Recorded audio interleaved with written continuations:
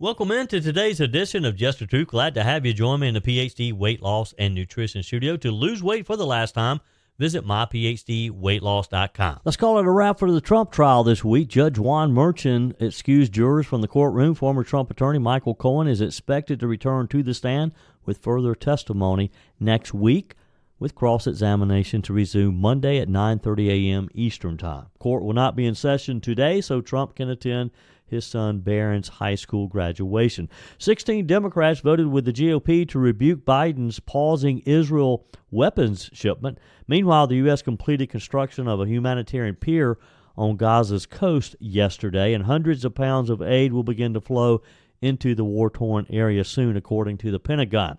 You know, our country is in trouble and has turned its back on God when a football star who shares his faith in a commencement speech at a private Catholic school is ridiculed and harassed. Kansas City Chiefs kicker Harrison Butker has created a firestorm with comments about what he believes are traditional family values. Also, Texas Governor Greg Abbott issues a full pardon for an Army sergeant who killed a Black Lives Matter protester. And is it Tim Scott? Senator Scott has given the strongest indication yet that he's a top contender to be former President Donald Trump's running mate, suggesting this week that he'll be part of a potential vice presidential debate to be held in midsummer. I told you we'd be back. And ye shall know the truth, and the truth shall make you free. It's Joey Hudson. I wanted to name it the Joey Hudson bill, but, you know, they don't allow you to put names on bills. But I wanted to call it the Joey Hudson bill because I know that one's been near and dear to you for a number of years. That's how it's done. Let your voice be heard. And the truth shall set you free. Here's Joey Hudson. In New York City yesterday, Judge Juan Merchan excused jurors from the courtroom. Trial is expected to resume again on Monday, with Michael Cohen expected to return to the witness stand. Meanwhile, outside of the courtroom, Republican House members came out in full force yesterday in support of Donald Trump as he faces the 34 counts of falsifying business records. Representative Andy Biggs, Representative Bob Good, and a host of others were out front speaking. First, we hear from Representative Bob Good and then Representative Andy Biggs. And yet we're supposed to believe his testimony as the star witness against President Trump. This is lawfare, again, to try to steal or to rig an election. You got a corrupt prosecutor, you got a corrupt star witness, you got a corrupt judge whose daughter is one of the leading fundraisers for the Democrat Party, having raised some $100 million. That's the judge's daughter. This is a crooked sham trial to try to hurt the nominee who's going to be the president of the United States, whether or not they like it or whether or not they want that to happen. President Trump is going to be reelected. I'll turn it back to Matt Gaetz to manage this time. I'd now like to hand it off to the one of the past leaders of the House Freedom Caucus, my colleague on the House Judiciary Committee, Andy Biggs. Thank you. Thank you. If you want to know how you can try to impact an election, you can bring a candidate, the candidate for the Republicans, and try to tie him up in court over and over again. And if you really want to make it a sham, you bring a couple of people in who have no credibility, and you put them up as your star witnesses. And we saw it today firsthand. Mr. Cohen admitted repeatedly that he lied. He admitted repeatedly that he did so for his own personal interest. That tells you everything you know about the lack of credibility of this case. And then you add to that you have a judge. You have a judge whose daughter is making literally $100,000 at least because she's going around using this trial to raise money for Democrats. That is what's happening. That is what is happening. And so I think that it's pretty clear to us that this is a sham trial. It's being done for political purposes, and that just should not stand in the United States of America.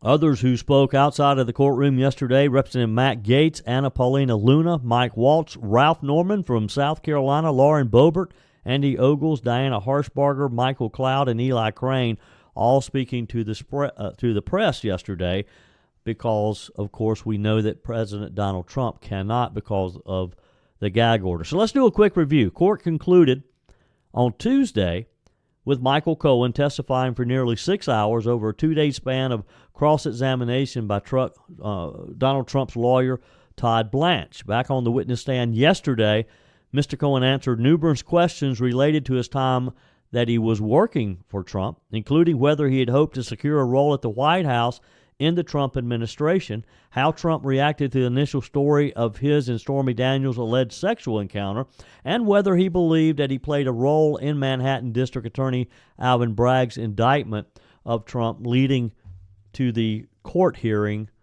that we've all been undergoing or listening to these past few weeks. Cohen said that he took some credit for the 34-count indictment waged against Trump, who he once admitted to referring to as Dumb A.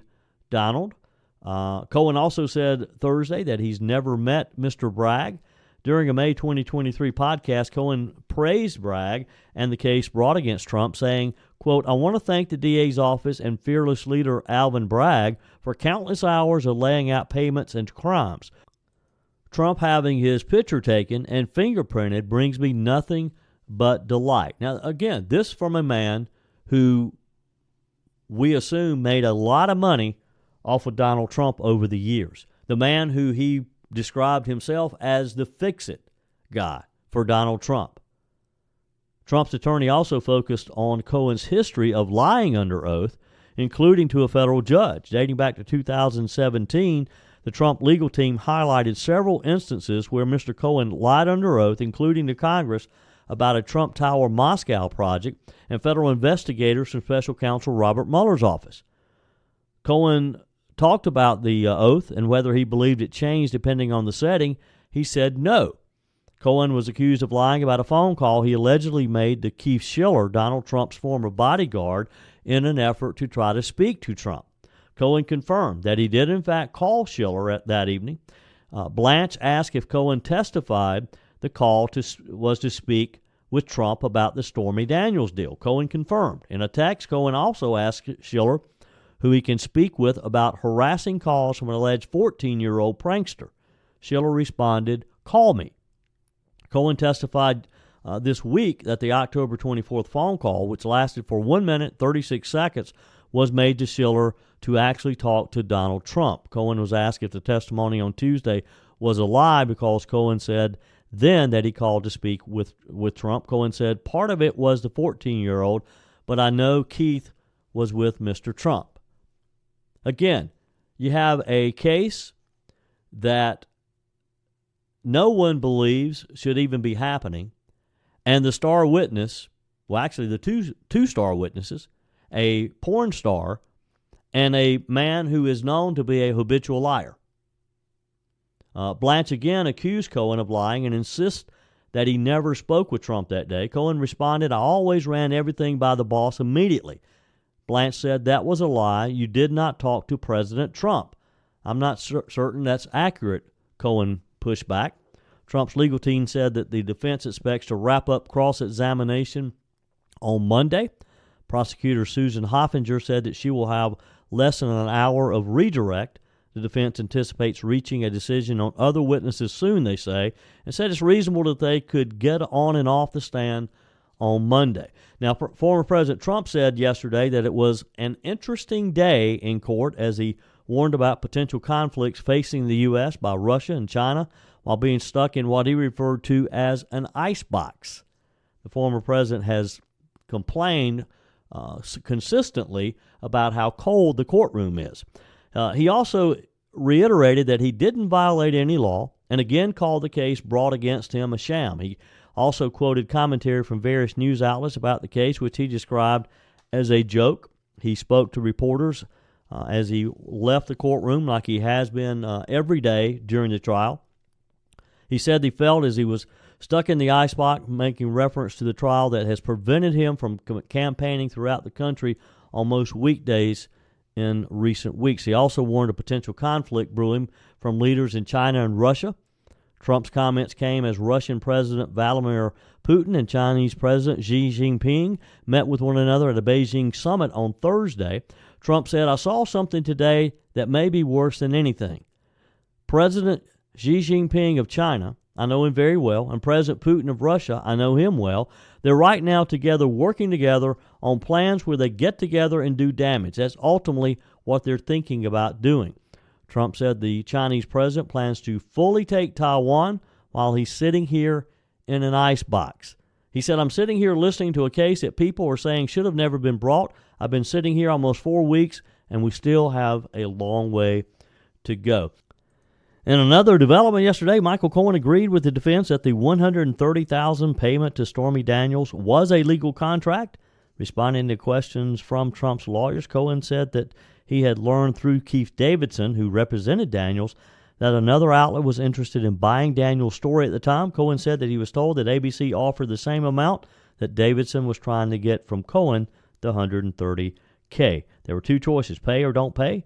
And as the story comes out, Cohen agreed that several weeks passed without paying, but ultimately the payment did in fact go to Miss Daniels. He also acknowledged that non-disclosure agreements aren't that unusual.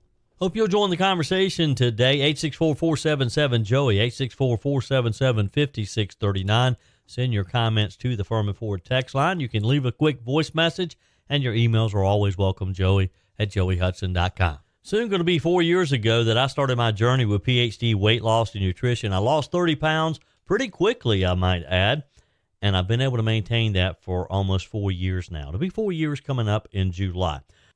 If this is the year that you have decided that you're going to get healthy, that you're going to lose that weight, that visceral fat that's so damaging around your waist, then now's the time to start. Let me encourage you to make that call today. 864-252-4925. Set up your initial consultation with PhD Weight Loss and Nutritionist. Boy, am I glad that I met Dr. Ashley Lucas 4 years ago and that she got me on the right path to getting healthy. You're going to be able to do things that you may have thought you'd never be able to do again. Play with the kids, the grandkids, be able to hike and walk and maybe play a full 18-round hole of golf and be able to do it and not get so winded. Because when you take that excess weight off, you're just going to feel better. You're going to be able to focus. You're going to be able to sleep better. Your overall health is just going to be improved. 864-252-4925. Call, set up your initial consultation. Find them online at myphdweightloss.com. PhD Weight Loss and Nutrition, the official partner of the Clemson Tigers. President Joe Biden was in for a surprise yesterday as several House Democrats defied the White House in support of a bill rebuking the president for withholding offensive aid from Israel. The Israel Security Assistance Support Act, which would condemn the president's posture on Israel's Gaza invasion while forcing the Biden administration to expeditiously send any weapons shipments already approved by Congress, which is only the right thing to do. The Congress needs to draw a line in the sand now and show Joe Biden that he cannot take executive action. He can't just decide that he's not going to implement what the U.S. House of Representatives, what the U.S. Senate has approved. He doesn't have that power. He doesn't have that authority. It was passed in a 224 to 187 vote, with 16 Democrats joining 208 Republicans in approving the bill. Democrats who supported it included Representative Tom Suozzi, a Democrat from New York, Darren Soto from Florida, Richie Torres, another from New York, Marie Gluesenkamp Perez from Washington, Henry Cuellar from Texas, among others. 3 Republicans voted against it, Representatives Warren Davidson of Ohio, Marjorie Taylor Greene of Georgia, and Thomas Massie of Kentucky. President Biden's decision to withhold weapons approved by myself, the chairman, and the ranking member and appropriated by Congress defied congressional intent and is tantamount to an arms embargo, House Foreign Affairs Chairman Michael McCall of Texas said during debating of the bill. He said, red lines are meant for our enemies. Red lines are not meant for our allies and our friends. But that's precisely what this administration is doing to Israel. And we all know what's happening. Joe Biden is just caving to the demands of the left. He's trying to walk the tightrope. He's trying to appease those on the left who support the protests that we've seen on the college campuses and the streets across the country of pro-Palestinian Americans. And it's really kind of hard for me to say that in one sentence, that you could say they're pro-Palestinian Americans. It shouldn't be said in the same sentence, but unfortunately it is. This bill would also withhold funding from the Secretary of Defense, Secretary of State, and the National Security Council if there's any delay in the weapons aid. And that's the only way you're going to get their attention. Withhold some of the Defense Department's spending. Withhold some of the Secretary of State's budget. Withhold some of the National Security Council's budget, and you might get these folks' attention, and they may in turn advise the president, Mr. President, this is not really a smart thing to do. The U.S. Congress, particularly the U.S. House, holds the purse strings. They decide what is spent and what is not spent, Mr. President. Look, they should just wipe out the whole budget for the White House. Withhold money from the White House and really get his attention. Withhold money from Secret Service, who's protecting the president. Withhold money from Secret Service, who's protecting his beach home in Delaware. House Majority Whip Tom Emmer, who's the number 3 House Republican leader, said House Democrats have made it clear they'd rather stand in solidarity with terrorists than support our strongest ally in the Middle East. This is unfathomable. It's just amazing to me that we're even having this discussion, that our Congress would approve this assistance to one of our most important allies, and the President of the United States would oppose it. Opponents of the bill argued that it could set a dangerous precedent for restricting a president's ability to conduct foreign policy. This has nothing to do with conducting foreign policy. If the U.S. Congress approves the spending, if the U.S. Congress approves us sending these much-needed munitions, the president shouldn't even have a vote in this. It comes, of course, after Biden has faced bipartisan backlash from pro-Israel lawmakers for pausing a bomb shipment from Israel over fears that it could be used in Rafah, as well as for warning Israel that the U.S. would not send offensive weapons if they're used on population centers in the southern Gaza Strip.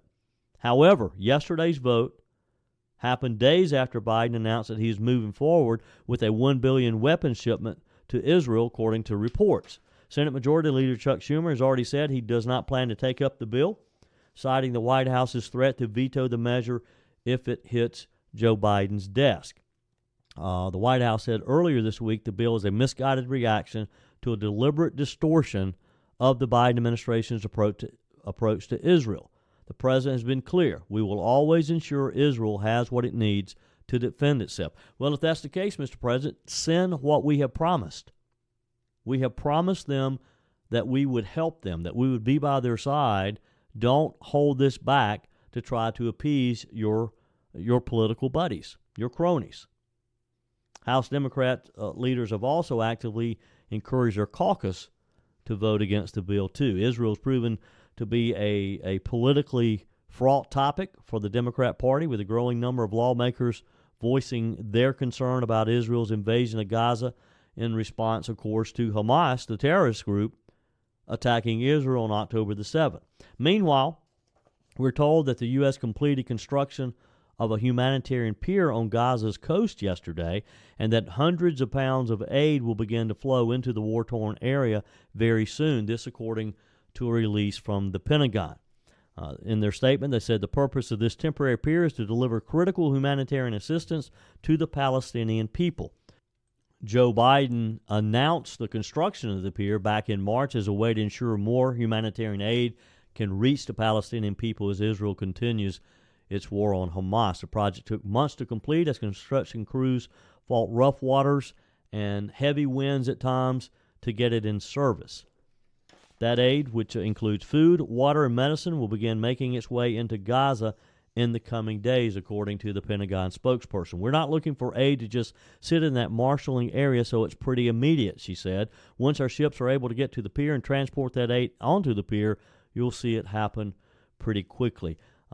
The Defense Department would not put U.S. troops on Gaza soil during the operations. The U.S. military is merely providing the logistical support to enable humanitarian aid to flow into Gaza. Hope you'll join the conversation today. 864-477-JOEY, 864-477-5639. Send your comments to the Furman Ford text line. You can leave a quick voice message, and your emails are always welcome, joey@joeyhudson.com. You know the country is in trouble and has turned its back on God when a football star, who shares his faith in a commencement speech to a private Catholic school, by the way, is ridiculed and harassed. Here's the story. Missouri Attorney General Andrew Bailey said that he's demanding accountability after the city of Kansas City posted a message on social media which revealed the residence of Kansas City Chiefs kicker Harrison Butker following his commencement speech at Benedictine College over the weekend.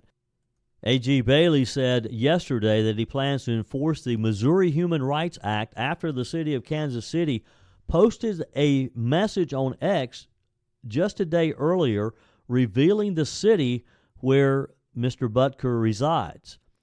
He said, "My office is demanding accountability after Kansas City's X account doxed Butker last night for daring to express his religious beliefs. I will enforce the Missouri Human Rights Act to ensure Missourians are not targeted for their free exercise of religion. Stay tuned." The social media account deleted the post on Wednesday and later posted a brief apology saying, "We apologize for our previous tweet. It was shared in error."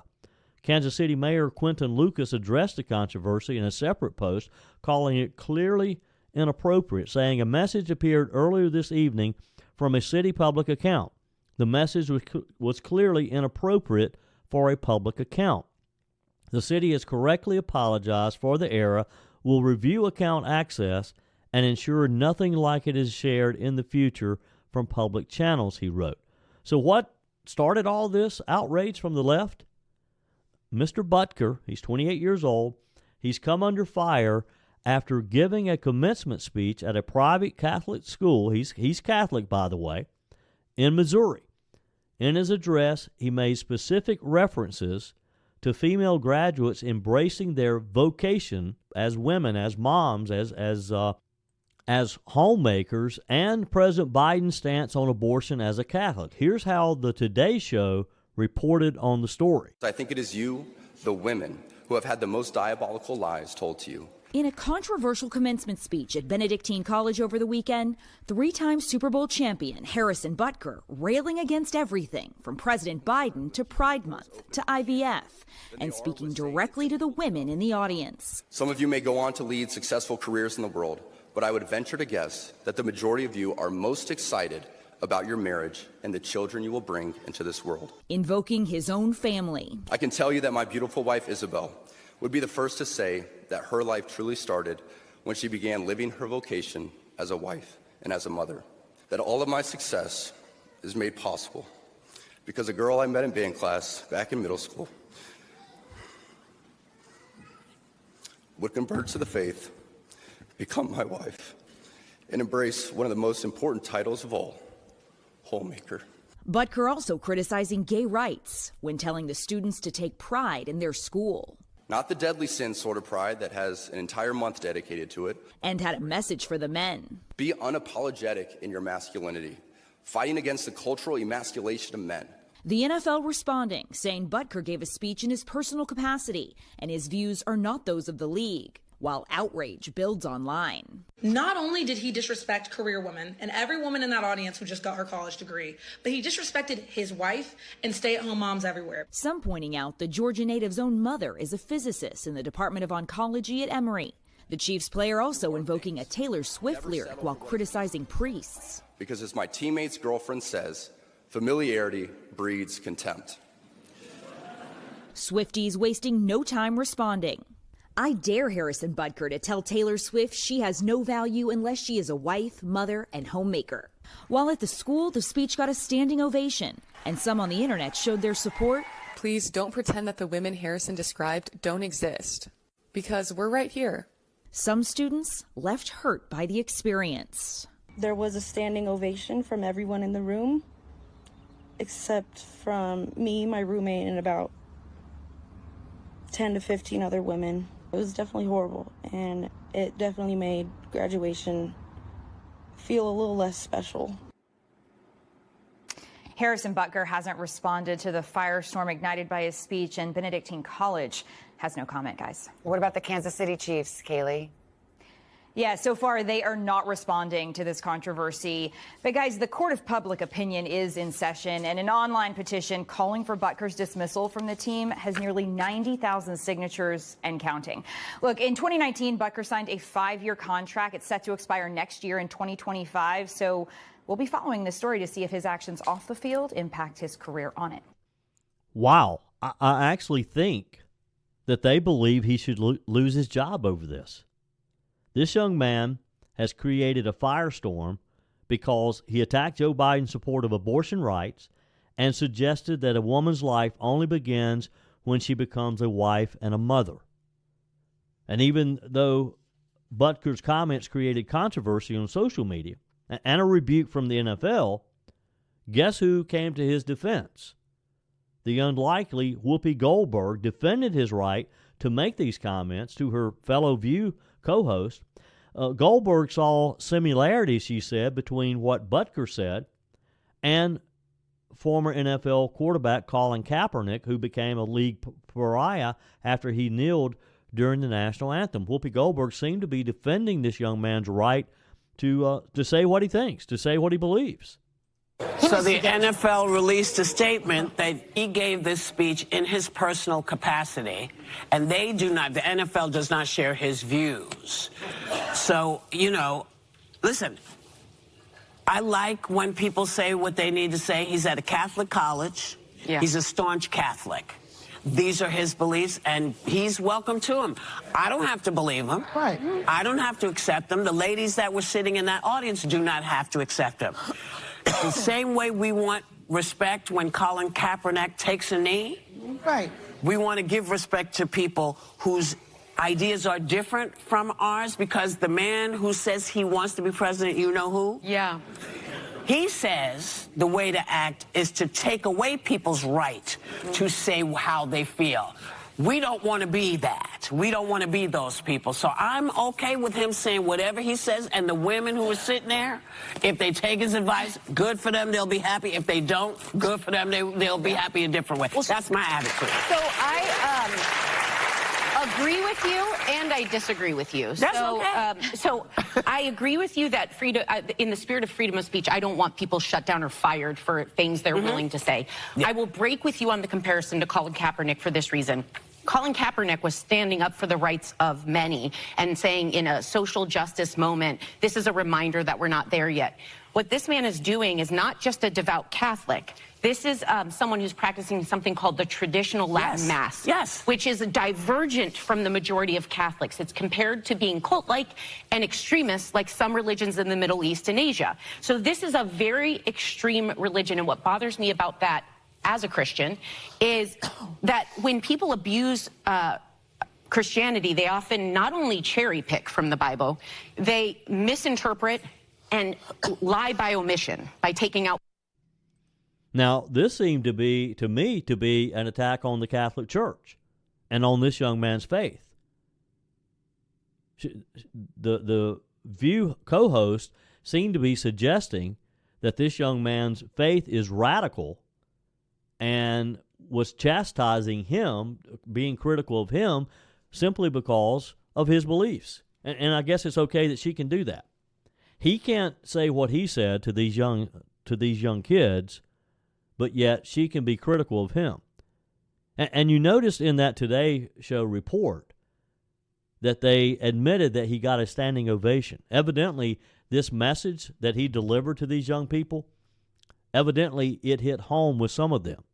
Now, you heard a couple of the detractors, and I think she said, 12 or 14 or so out of hundreds disagreed with him, and she got her little feelings hurt because of what he said. Again, this young man should be praised because he believes in traditional family values.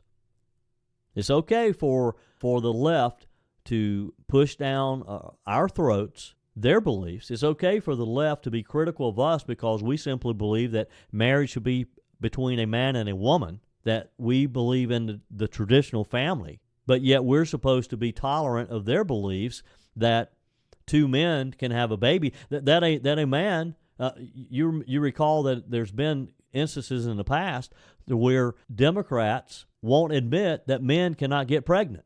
You remember some of those conversations? When they literally would not, when you asked them the question, can a man get pregnant? And, of course, there's been those times when asked for the definition of a woman, and they can't tell you or they won't tell you. They don't want to admit that God doesn't make mistakes, that God creates men, he creates women, and there's nothing in between. But yet they're chastising, they're coming after, they're literally publicizing where this young man lives to try to punish him.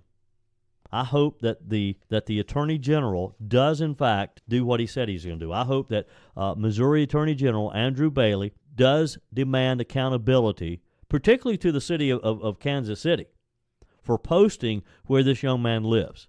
Whoever posted that, whoever's in charge of the Kansas City social media account should be fired. You agree? Am I all wet here? Send me a quick text or email me, joe@joeyhudson.com. Am I missing something here? Should this young man lose his job in the NFL or maybe risk not having his contract renewed simply because he and his wife evidently have agreed that he works, he plays football, earns a living, she stays home, she's a homemaker, and raises their family. Is there anything wrong with that? Should he lose his job because of that? Your comments are welcome on the Furman Ford text line, 864-477-5639, 864-477-JOEY. You can send me an email, joey@joeyhudson.com. Speaking of the Furman Ford text line, it's never been more important to support locally run businesses owned by people who actually live here in the upstate. Let me take a minute to talk with you about our friends at Furman Ford. If you're looking for a new vehicle, maybe a great pre-owned vehicle, one you can trust, or maybe you're looking to order that special vehicle. Either way, if you want a new one, a brand new one, or a pre-owned that you can trust, the folks at Furman Ford, they're there to help you. Their name is on the sign because their name is on the line, because every single transaction is important to them. Jim Furman, Matthew Furman. They do business the right way. When you stop by, when you give them a call, or maybe when you just send them a quick email, you're always going to have access to a member of the Furman Ford family. And by the way, they also offer great service, and you're not going to have to wait weeks and weeks to get it done. And you do not have had to purchase your vehicle at Furman Ford. Doesn't even have to be a Ford. They service all makes and models. Visit my friends at Furman Ford online at furmanford.com, furmanford.com. Pete on the text line has some debate strategy for Donald Trump. He says, "Hi, Joey. For the debate, Trump should throw Biden off his game. Commend Biden for his commitment to saving the environment, especially in water conservation. Joe Biden came up with the ingenious way of water conservation by showering with family members. Then let Biden take the bait." But I wouldn't mention Ashley's name out of it, as it wouldn't be fair to her. Now, Pete, you need to behave. We're not going to encourage Donald Trump to do that. Christy writes, "Joey, when talking about race and applications, you hit the nail on the head. Most applications ask what race, and now not what gender, but which gender, with multiple options and even sometimes with an option of I don't want to respond. Why not remove those entirely from an application? It won't happen anytime soon because the political machine needs these racist actions to keep the melting pot stirred and boiling over." Joanne writes, "I wouldn't be afraid of getting on a driverless shuttle, but I would miss chatting with the driver. And as an older person, I'd miss their help with my luggage." Joanne's responding to the story I talked with you about yesterday about GSP looking at building out a $95 million driverless shuttle bus system out at the GSP airport. Jennifer says, hey, Joey, it's Jennifer. You ask about music therapy. In a nutshell, it's like any therapy, designed to help or restore or somehow positively change people with all kinds of debilitating conditions. Listening to or participating in the performance of select music can be helpful to people of all ages. Interestingly, older people whose conditions have affected their memory and speech have been known to be able to sing familiar songs without forgetting the lyrics. She adds, P.S., no working music therapist who doesn't have a deal with Biden's government has ever made anything close to the $533,000. They're more than likely underpaid. Ray writes on the text line, hey, Joey, I've been following the Congress demanding audio tapes from Merrick Garland and other items from the FBI and being told no. It brings to mind the old question, who watches the watchers? Maybe one day we'll have an Article 5 convention of states to amend the Constitution. Most people want a balanced budget, term limits, and other amendments to bring this government under control. My wish would be to move the DOJ to the judicial branch and keep the executive branch from controlling our justice system no matter which party is in power. We can never be a free society as long as the president controls which laws are enforced and which are not. And as always, I say, when they make me king, I'll fix everything because I know how. Oh, well. Have a fantastic weekend. Thank you, Ray. Appreciate your comments on the text line. Faye writes, Joey, my theory about the debate is to make Biden look very bad. Then Nikki will switch to Democrat and be put in Biden's place. And then these brainless, clueless women will do handstands to vote for her. I pray this is a bad dream, but Nikki isn't cozying up to the Dems for nothing. I don't even think Nikki Haley's possible with that. You think? Texter Joey, good morning. In regards to the discrimination with tuition assistance, why should there be federal assistance at all? Is this just not another federal overstep? If you can't afford to attend the school of your choice based on the tuition, maybe you need to go to a cheaper school or even get a different degree. So many kids are wanting to attend high-dollar, high-name recognition colleges, which cost thousands more than some local schools, and arguably the education isn't that much better. We're seeing a huge issue in our nation where trade schools were neglected for quite a while, leading to a shortage of skilled trade laborers. Well, I think racial diversity should not be included in any grant-based awards. I also don't think there should be as much federal grants being handed out at all. I agree with you there. A lot of these comments are in reference to the segment yesterday talking about how race is involved in so many different applications now, and there's reverse discrimination. White students, there was a federal lawsuit filed this past week by a group of white students in Oklahoma who felt like they were being discriminated against when it comes to their applications for tuition assistance because they're white, and that black students were given priority. Texter says, interesting subject, Joey. I'm black. I hate that blacks integrated. The civil rights struggle was never about integration. When we integrated, black schools disappeared. Problem still remains. Blacks are still the most rejected and despised. I'm sorry that you feel that way. Texter says, so nice to have you back on the airwaves, Joey. Jason in Greenwood. Well, thank you, Jason. Appreciate you tuning in Greenwood. Texter, Joey, these people are perfectly in lockstep with the Democrat Party and the current administration. I don't foresee any type of investigation into these people unless Trump wins in 2024. Well, it's not unless Trump wins, it's when Trump wins. Our text of encouragement today, people may hear your words, but they feel your attitude. God bless. Thank you. Appreciate that. Your comments are welcome as well. Your emails are welcome too. joey@joeyhudson.com. Texas Governor Greg Abbott issued a full pardon for a former U.S. Army sergeant convicted of murder in the shooting death of an armed protester in a 2020 Black Lives Matter protest. The move by Abbott comes after a unanimous recommendation by the Texas Board of Pardon and Parole. The Texas Board of Pardon and Parole conducted an exhaustive review of U.S. Army Sergeant Daniel Perry's personal history and the facts surrounding the July 2020 incident and recommended a full pardon and restoration of full civil rights of citizenship, Abbott said in the statement. Among the files reviewed by the board, they considered information provided by the Travis County District Attorney, the full investigative report on Daniel Perry, plus a review of all the testimony provided at trial. Texas has one of the strongest stand-your-ground laws of self-defense that cannot be nullified by a jury or a progressive district attorney, which is the case here, when a rogue district attorney sent this U.S. Army Sergeant Daniel Perry to prison. Perry was convicted in April of 2020 for shooting a 28-year-old Garrett Foster, who was legally carrying an AK-47 rifle through downtown Austin during the summer of nationwide riots. Is it Tim Scott? Is Tim Scott the vice presidential pick of Donald Trump? There's still a lot of speculation going on, and Scott may have given us the strongest indication yet that he's the top contender being considered by Donald Trump. Suggesting this week, as he appeared on Newsmax with Eric Bolling, Scott suggested he might be one of the participants in a vice presidential debate. I have a hunch that there might be a vice presidential debate, and I don't know, maybe Kamala Harris will be debating Senator Tim Scott on that one, and I would be honored to moderate that one. I hear there's a debate in July. If you're the guy moderating, maybe I'll be talking to you. We'll see what happens.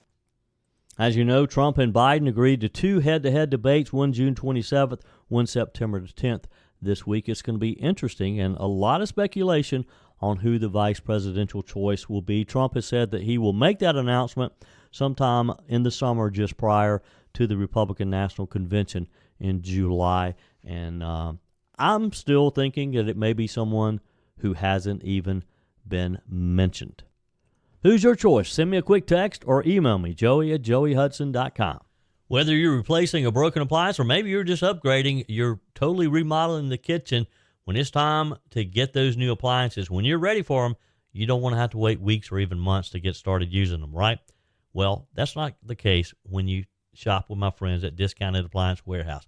With over 11,000 square feet and 1,500 appliances at any given time, you can buy today and use today quite often. I'm talking about shopping with my friends at Discounted Appliance Warehouse in Pickens. It's worth the short drive over to Pickens. Jeff, Johnny, Kyle, the whole team over there, they'll take good care of you. They have an award-winning service department, expert installation, extended warranties, and at Discounted Appliance Warehouse, they treat you like family. You're more than just a credit card swipe to all the team over there. Discounted Appliance Warehouse are proud to offer Speed Queen, the only washer and dryers with manufacturer's warranties that cover parts and labor. You owe it to yourself, if you're looking for a new appliance, to head over to Pickens to Discounted Appliance Warehouse online at dawpickens.com, dawpickens.com. That's it for today's edition of Just the Truth. Thanks for joining me in the PhD Weight Loss and Nutrition Studio. To lose weight for the last time, visit myphdweightloss.com. If you haven't joined our mailing list yet, visit my website, joeyhudson.com. Just click on the Connect with Joey button so that you can receive our emails and the most up-to-date news. Also, find me on YouTube. Be sure and like, subscribe, follow me on my YouTube channel. Just search for Joey Hudson. Appreciate you spending a few minutes of your day with me. Be sure and forward this edition of Just the Truth to some friends. Just click on the share button. Send it to a few of your contacts, because if we're going to build our community and we're going to win in the June primaries, and if we're going to win in November especially, we got to build an army of conservatives. The way we beat Joe Biden is through educating people, and no better way than encouraging them to listen to Just the Truth. Hey, keep those comments coming via the Furman Ford text line, 864-477-JOEY, 864-477-5639. Your emails always welcome as well. Joey@joeyhudson.com. We're back again tomorrow. Hope you will be too. Remember, God's got this. He's still in control.